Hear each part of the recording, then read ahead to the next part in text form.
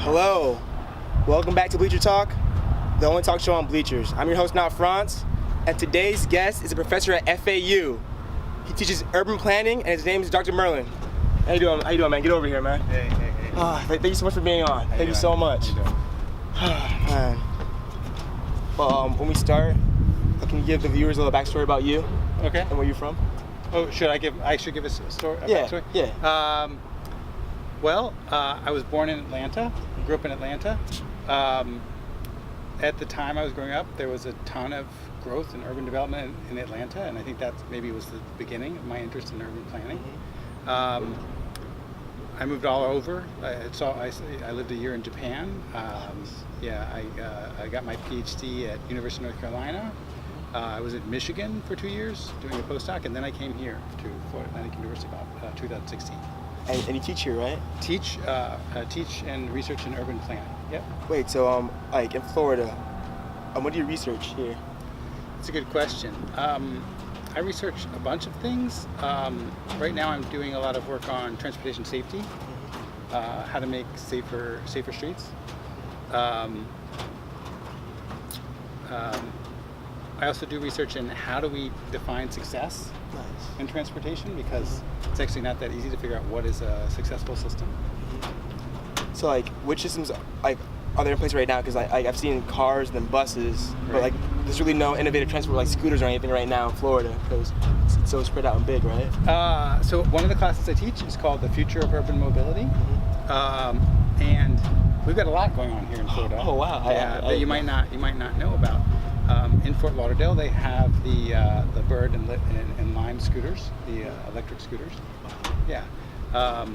There's a neighborhood where they're going to have an automated vehicle shuttle. I'm trying to remember the name of it. I can't remember it. We also have automated transit in Tampa. Nice. They have a corridor where they have automated transit. So there's actually a lot going on. Oh. I mean, I haven't seen it because like I'm in Boca Raton. Right. We haven't seen any boom in like transport yet. I haven't seen any yet. That's from my point of view. And then locally, although this isn't local to Boca Raton, we have Brightline, right? Yeah. Which is the new high-speed rail service. Have you been on it? Oh no, I drive everywhere. I drive everywhere.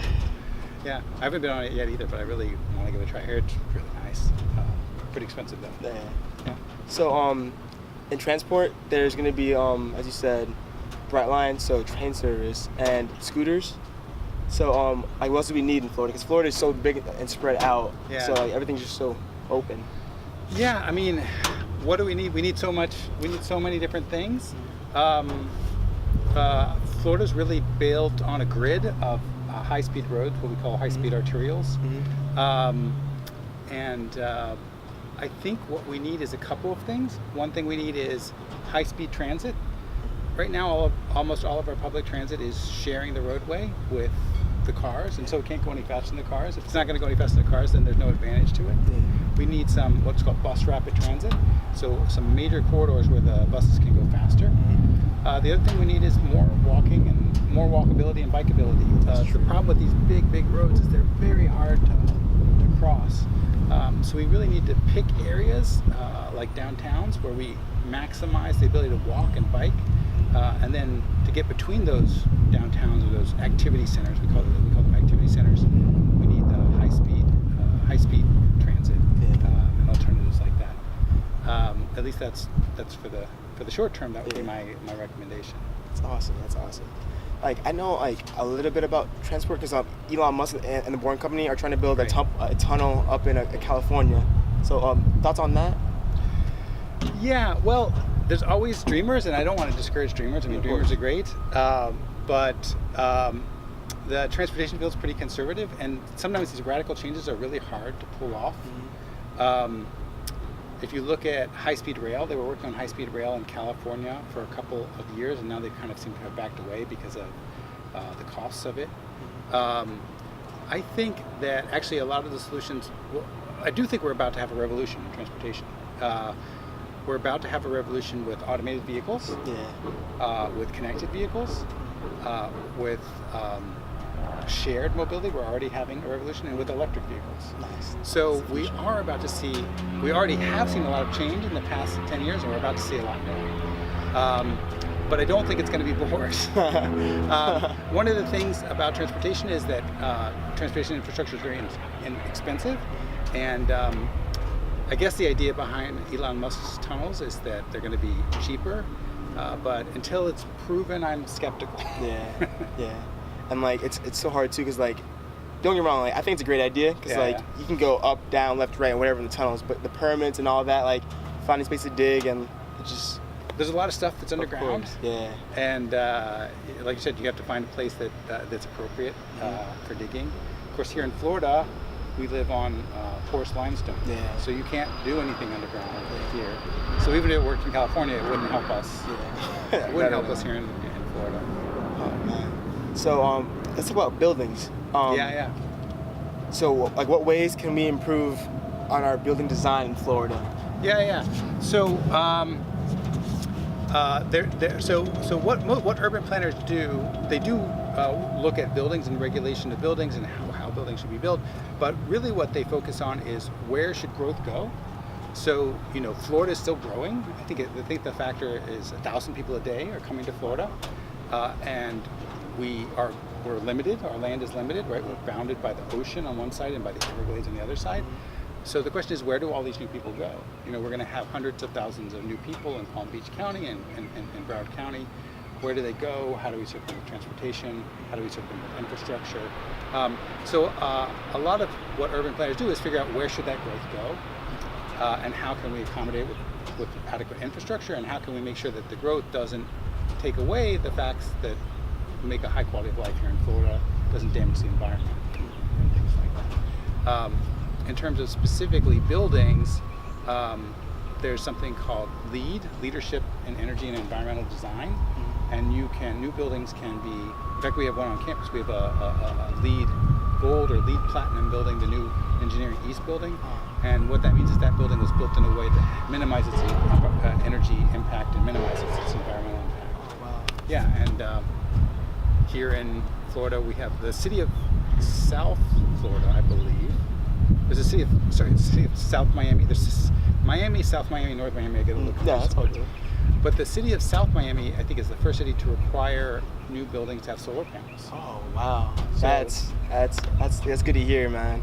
Because we live in Florida, and like it's called the Sunshine State, Right. but yet we don't invest in solar energy to Right. maximize its potential. Right.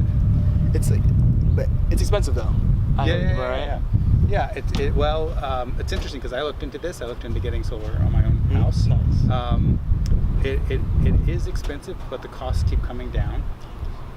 And now there's these things called solar co-ops where you go in with a group of households, and as together you get a contract. And by getting a contract together, you lower the price and get a lot of information about it. So solar is slowly spreading here in Florida. We don't have the state level policies to promote it as much as we could. But that's why other states with less sun actually have more solar than. So like, when do you think that Florida will take the next step to trying to push solar on us? I think we should. Well, a lot of that has to do with state level policy. Yeah. What the governor's doing, what the state legislature's doing, what Florida Power and Light is doing. So they could make it easier so right now, if you put a solar panel on your home, you kind of have to pay for it yourself.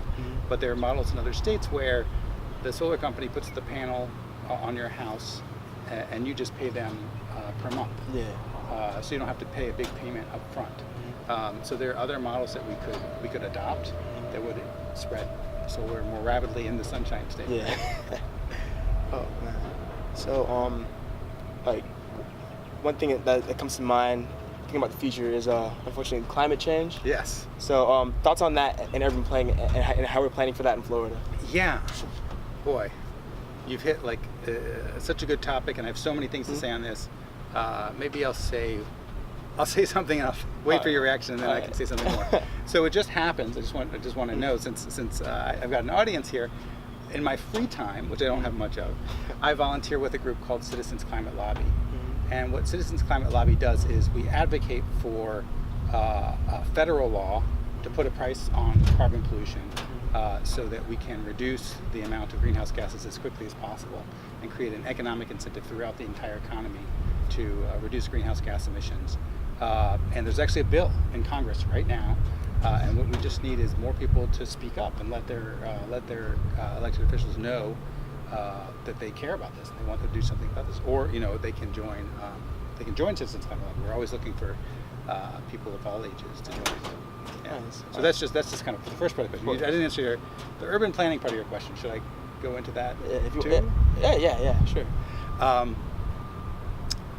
So there's been a lot being done locally with urban planning. So there's something called the Southeast Florida Regional Climate Compact, and what that is it's an agreement for 4 South Florida counties, Miami-Dade, Monroe, Broward, and Palm Beach, to work together to plan for climate change, because we're all being impacted. And one of the things that group has done is they've created a sea level rise impact forecast. So they say, okay, if sea level rises 1 feet, 2 feet, and 3 feet, exactly how much property is going to be impacted, exactly how much infrastructure is going to be underwater. So they actually have an official forecast that local governments can now use to say, okay, we need to plan for the sea level rising, and in some areas pulling back from Investing from those areas that are going to be flooded.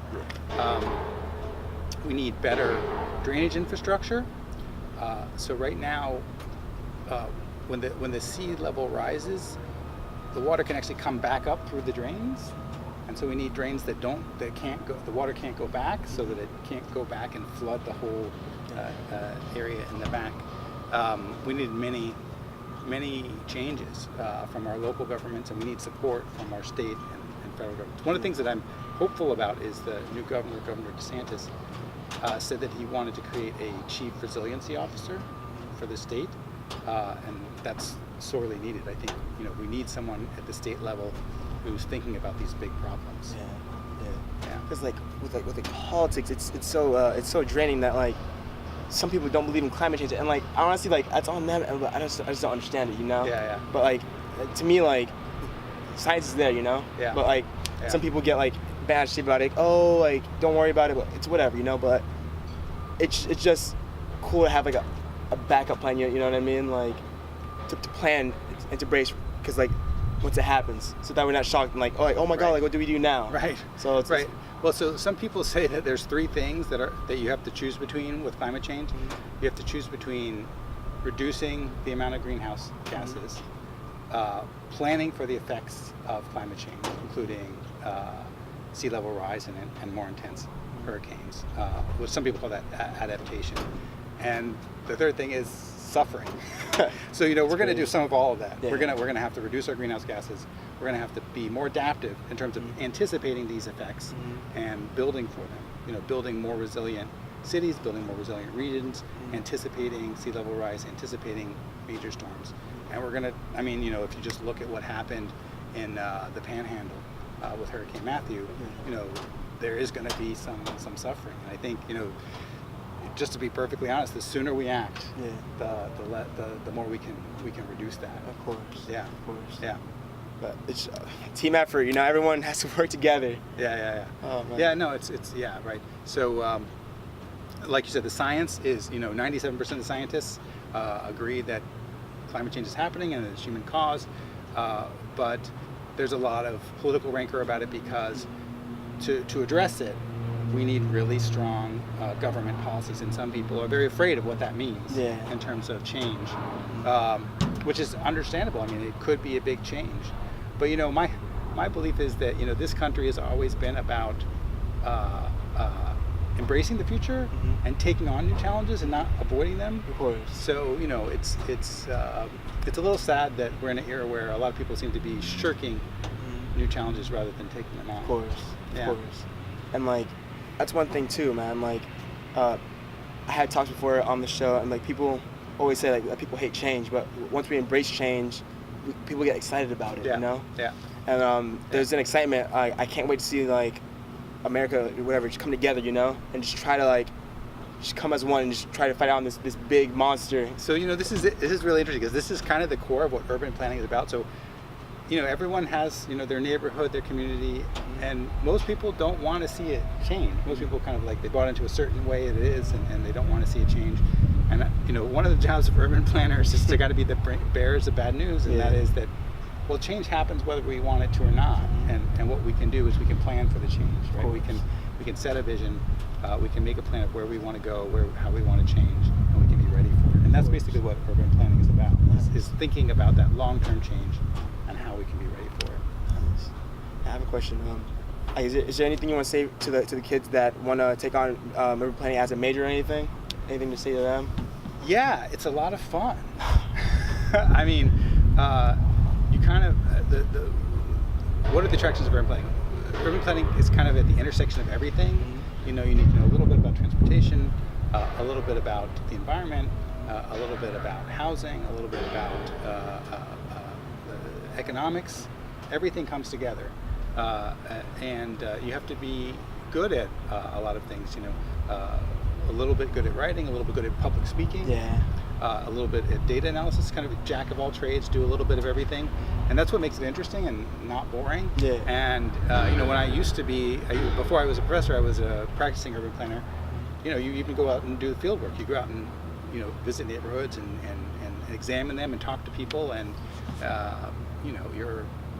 it's all, for me, I think it's all about, some people are just passionate about places, about making great livable places. And I think that's what planning is about. It's about making great livable places. And if you think about places you've lived or places you traveled, there's probably some place you either lived or some place you traveled that you're like, wow, that place was so great. So to me, that's what urban planning about is learning about what makes places great and how we can make the places that we have already better.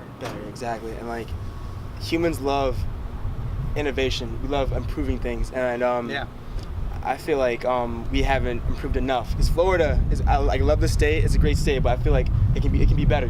Oh yeah. But even nightlife or whatever, it can always be better. Absolutely.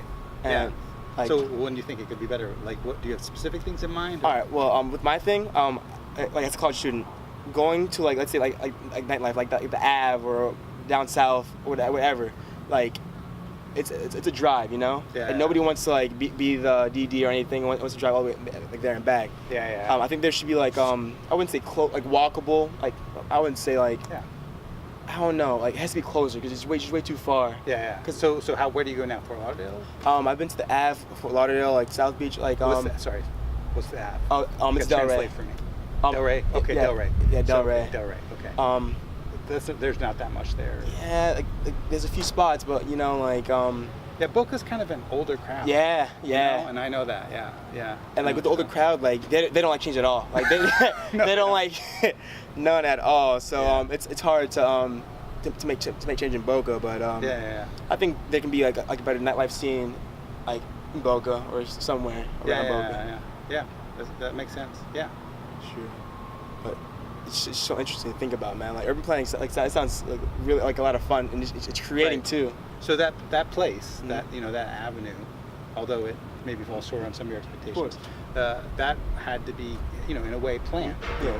How do we make it so people can walk around, so that there's a variety of activities, so that it's a destination? Of course. I mean, in Boca, it is always a destination, but I feel like that's the only place to go in Boca, you know what I mean? There's nowhere else that's close, Yeah. In Boca. Boca, I think could use. Meisner's great. I like Meisner a lot. Yeah, Boca could use a lot more planning, in my opinion. I mean, the downtown could be a lot more walkable. It could be a lot more diverse. I mean, I'm not a huge fan of Meisner because it's very homogenous. If you look at downtowns, a lot of what makes them great is there's a lot of small businesses, and some of them are really small and boutique-y and unique, and the way Meisner is everything has to be kind of large there, and it's very inward facing. It doesn't really connect with the rest of downtown. I think it was very forward looking for when it was built, but I think it could be improved a lot.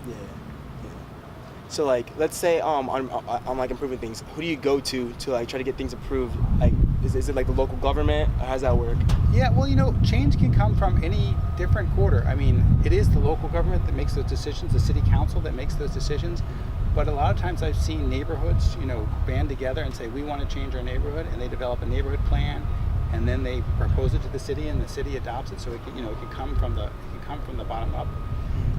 And I should say that that we have plans for this campus too, Nice. And students should be involved in the plans for the campus, and what are student visions for the campus, right? So there's at the end of the day, the city decides, but where that impetus for change comes from can come from anywhere. Anyone who wants to see their city or their neighborhood improve for the better. That's awesome.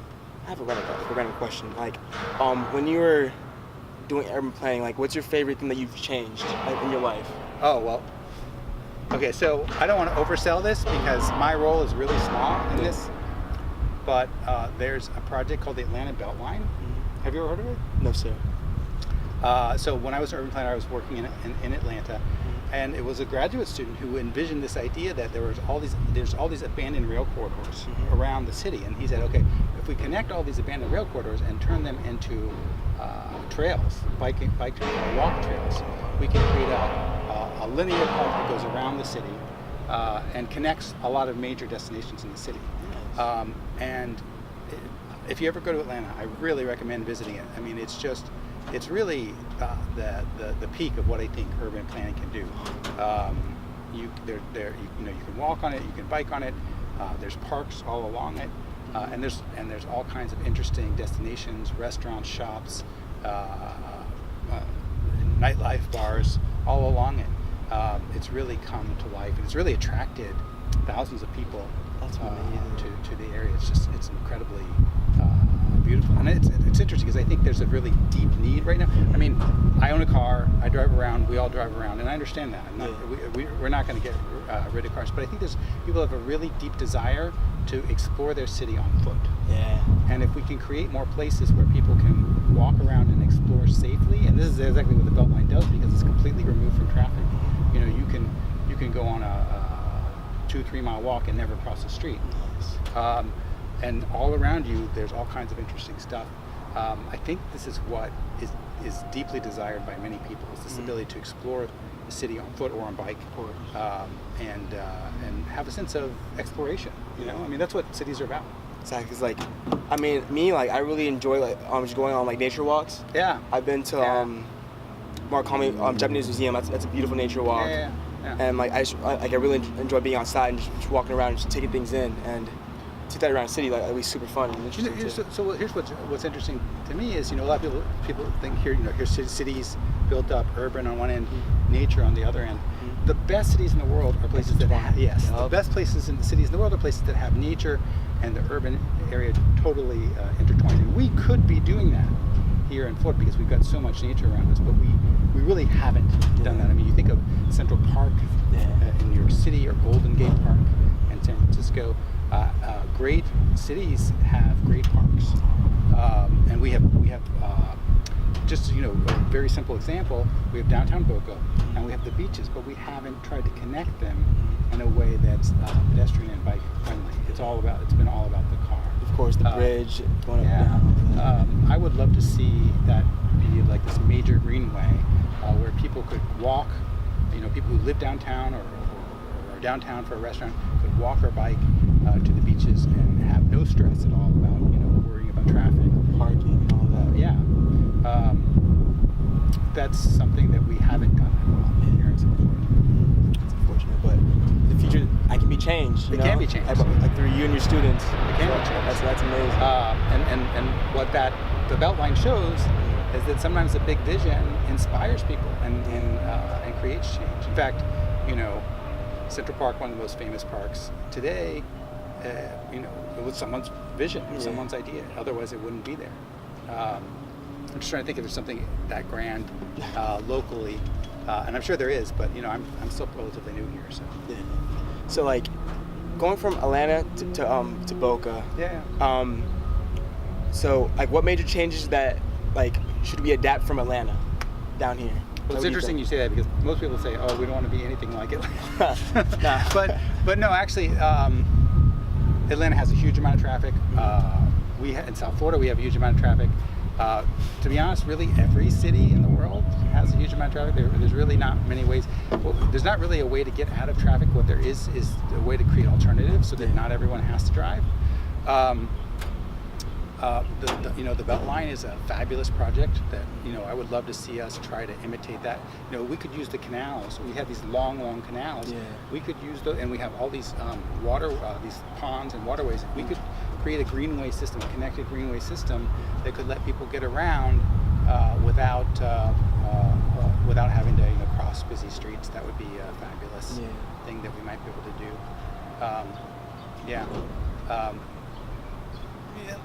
Florida and Atlanta are very different. Yeah. One of the things about urban planning is that you want to plan for the unique characteristics of that place. Of course. And the strengths of Atlanta and the strengths of South Florida are different. I mean, we have the beaches, and we have a lot of sun and a lot of water, and we have the Everglades. And I think we should almost tropical. South Florida is almost tropical. I think we should have a vision for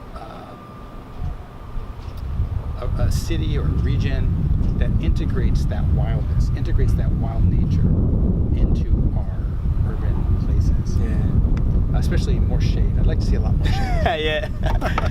That's true. Palm trees are pretty to look at when you're driving by, but we actually have a much richer tree canopy than that. We have live oaks, and we have seagrass. We have the places that I think are the most compelling in South Florida are places that have a diverse canopy of trees and have a lot of shade. Nice. Yeah. Oh man. Well, our time's almost running out. How many last words you want to say to the viewers or anything? I just love to see students who are interested in urban planning, and would love to see students who are interested in citizens climate lobby. Anyone who wants to find out about either of those topics, feel free to send me an email. All right, perfect. All right, man. Okay, thanks so much, Ron. Thank you so much, man. All right, man, have a good day, all right? Okay.